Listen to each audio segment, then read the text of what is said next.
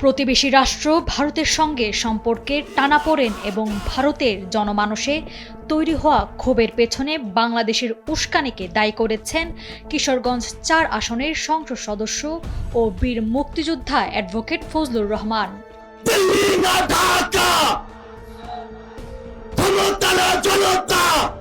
সম্প্রতি যুগান্তরকে দেওয়া এক সাক্ষাৎকারে অ্যাডভোকেট ফজলুর রহমান ঘটনা ও রাজনৈতিক স্লোগান কিভাবে ভারতের পশ্চিমবঙ্গ ও দিল্লির নীতি নির্ধারকদের ক্ষিপ্ত করে তুলেছে তার একটি সমালোচনামূলক বিশ্লেষণ তুলে ধরেছেন।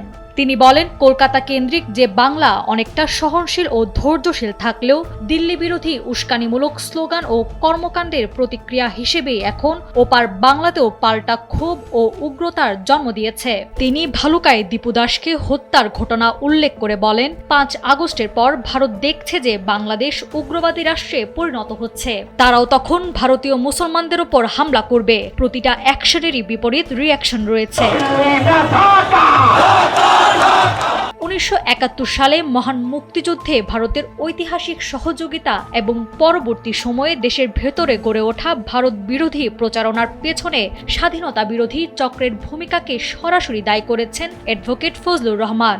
তিনি বলেন, ভারত এবং মুক্তিযুদ্ধের বিরুদ্ধে প্রচারণা চালিয়েছে এ দেশের আলবদর রাজাকাররা। ফজলুর রহমান আরও বলেন, বাংলাদেশ যদি সাম্প্রদায়িক হয় সেক্ষেত্রে ভারতও সাম্প্রদায়িক হবে। রাজনৈতিক ও কূটনৈতিক শিষ্টাচার বজায় না রেখে প্রতিবেশীকে অনবরত শত্রু হিসেবে সম্বোধন করার এই নীতি শেষ পর্যন্ত বাংলাদেশের জন্যই পাল্টা বিপদ ডেকে আনছে বলে মনে করেন তিনি।